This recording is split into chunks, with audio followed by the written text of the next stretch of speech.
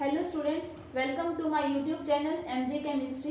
Last lecture में हमने पढ़ा था डाल्टन एटॉमिक थ्योरी के बारे में और उसकी लिमिटेशंस के बारे में।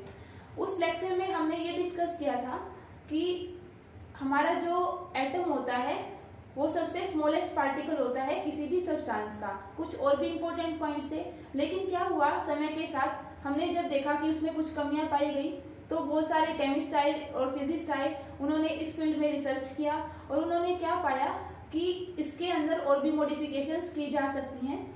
और कुछ पॉइंट्स ऐसे थे जो डाल्टन एटॉमिक थ्योरी के ऐसे ही मेंटेन रखे गए क्योंकि वो सेटिस्फैक्टरली एक्सप्लेन करते थे हमारे लॉ ऑफ केमिकल कॉम्बिनेशन को, इसलिए उनको एज यूजुअल रखा गया। लेकिन उसमें कुछ इंपॉर्टेंट पॉइंट्स हैं जिनको मॉडिफाई किया गया था, तो हम उनको समझने की कोशिश करते हैं। देखिए, जो सबसे फर्स्ट पॉइंट ही है वो हमारा क्या है, atom is no longer considered to be indivisible.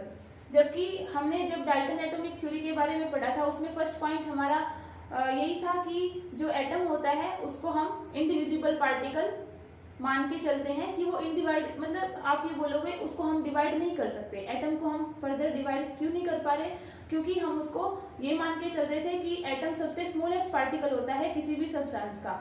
लेकिन यहाँ पर ये बात समझने की है, देखिए यहाँ पर नो लिखा हुआ है, atom is no longer considered to be indivisible, means उसको इनडिविजिबल नहीं माना गया। उसको हम ये बोल सकते हैं कि वो स्मॉलेस्ट पार्टिकल से मिलकर बना हुआ है, इलेक्ट्रॉन, प्रोटॉन और न्यूट्रॉन से। ये चीजें हमें बताई थी रिसर्चर्स ने जब ये पता चल गया था कि जो हमारा एटम होता है उसका जो स्ट्रक्चर होता है वो कॉम्प्लेक्स होता है। मींस जो एटम है वो हमारा इन स्मॉलेस्ट पार्टिकल से मिलकर बना हुआ है, किस से, इलेक्ट्रॉन से, प्रोटॉन से और न्यूट्रॉन से। नेक्स्ट है हमारा, atoms of the same element may have different atomic masses. अब इस बात को समझते हैं कि कोई भी जो हमारा एलिमेंट होता है उसका क्या हो सकता है, atoms of the same element, अगर हमारे एलिमेंट सेम है लेकिन उनका एटॉमिक मास तो डिफरेंट हो सकता है। जैसे हमने एग्जांपल, अगर हम सिंपल से एग्जांपल लेते हैं, हाइड्रोजन होता है, हाइड्रोजन का एटॉमिक नंबर हमारा 1 होता है, बट उसके आइसोटोप्स तो एग्जिस्ट करते हैं। मींस आपका प्रोटियम होता है, ड्यूटेरियम होता है और ट्रिटियम होता है। प्रोटियम क्या होता है हमारा 1H1 और ड्यूटेरियम होता है 1H2 और ट्रिटियम होता है 1H3।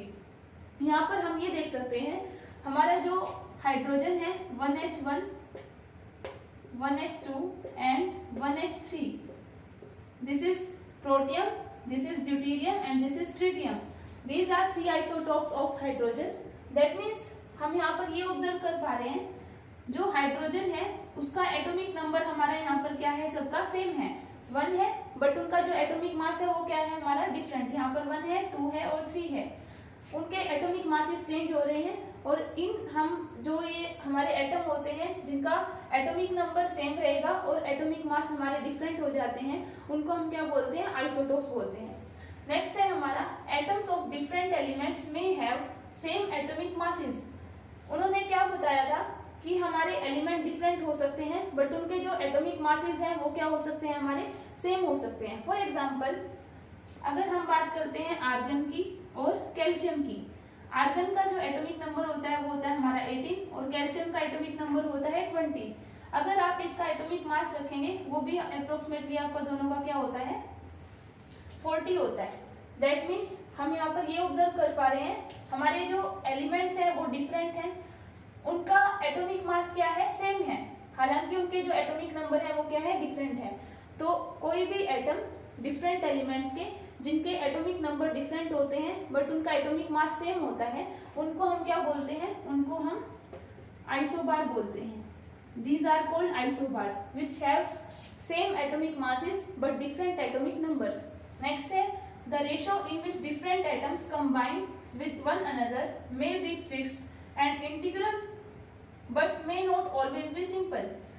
उन्होंने ये बताया जब हमारे एटम्स कंबाइन होते हैं, किसी भी कंपाउंड मान लीजिए आप या कोई भी सब्सटेंस है, उसका कुछ ना कुछ केमिकल फॉर्मूला होता है और वो आपस में जब भी कंबाइन होंगे एटम्स तो उनका जो रेशो होता है वो हमेशा, हमें पता है कि वो एक फिक्स रेशो में एक दूसरे के साथ कंबाइन होते हैं। तो ये जो रेशो होता है वो हमारा फिक्स हो सकता है, इंटीग्रल हो सकता है, लेकिन वो जरूरी नहीं है कि वो हमेशा सिंपल रहेगा। फॉर एग्जाम्पल, अगर हमारा केन शुगर होता है, केन शुगर का केमिकल फॉर्मूला हमारा रहता है C12H22O11। दैट मीन्स यहाँ पर जो हमारा कार्बन है, हाइड्रोजन है और ऑक्सीजन है, These are in the ratio of 12:22:11. This ratio is not simple. यहाँ पर हम ये बोल सकते हैं ये रेशियो जो है वो सिंपल नहीं है, मीन्स वो थोड़ा सा मतलब हाई नंबर्स में चला गया है। इसलिए वो ये बोल रहे हैं the ratio in which different atoms combine with one another, कि जब एटम्स एक दूसरे के साथ कंबाइन होते हैं किसी भी कंपाउंड के अंदर, वो जरूरी नहीं है कि वो हमेशा सिंपल रेशियो में होंगे। हाँ, ये हो सकता है कि वो हमारे फिक्स रहेंगे और वो इंटीग्रल रहेंगे। स्टूडेंट्स, अब हम बात करेंगे डाल्टन एटॉमिक थ्योरी की मॉडिफिकेशन के 5th पॉइंट के बारे में। इसमें क्या बोला गया था? देखिए, जो हमारा एटम होता है वो क्या करता है, किसी भी केमिकल रिएक्शन के अंदर टेक पार्ट करता है। ये बात इसमें मेन बताई गई थी कि एटम ही होता है जो किसी भी केमिकल रिएक्शन के अंदर टेक पार्ट करेगा। हमारे माइंड में ये क्वेश्चन भी आता है कि इलेक्ट्रॉन्स, प्रोटॉन्स और न्यूट्रॉन्स भी तो होते हैं, उनके बारे में क्यों नहीं बोला गया? लेकिन देखिए, कोई भी रिएक्शन होती है उसमें इलेक्ट्रॉन्स, प्रोटॉन और न्यूट्रॉन्स का भी एक इम्पोर्टेंट रूल रहता है, उन्हीं की वजह से हमारी रिएक्शन कैरिड आउट होती है।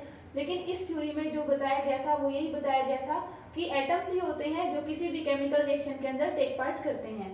नेक्स्ट है atom is no longer indestructible. Atom को इनडिस्ट्रक्टिबल नहीं माना गया, मींस उसको ये बोला गया कि जो एटम्स होते हैं उसको हम डिस्ट्रक्ट नहीं कर सकते, मींस वो हमारे इनडिस्ट्रक्टिबल होते हैं।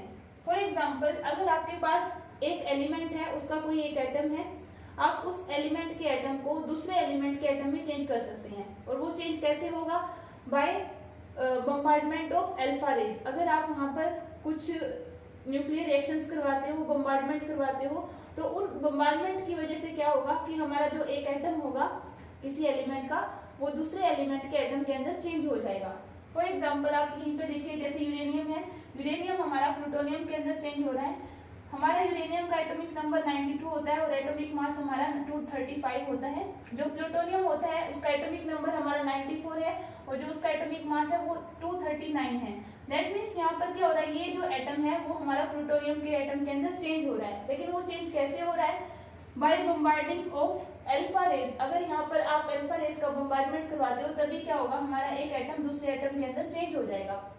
अब इंटरेस्टिंग फैक्ट यहाँ पर जानने के लायक ये है कि इस प्रोसेस को हम बोलते क्या हैं? इस प्रोसेस को बोला जाता है ट्रांसम्यूटेशन। ट्रांसम्यूटेशन एक ऐसी प्रोसेस होती है जिसमें आपका इंटरकन्वर्जन होता है। क्या होता है? इंटरकन्वर्जन। किसका इंटरकन्वर्जन?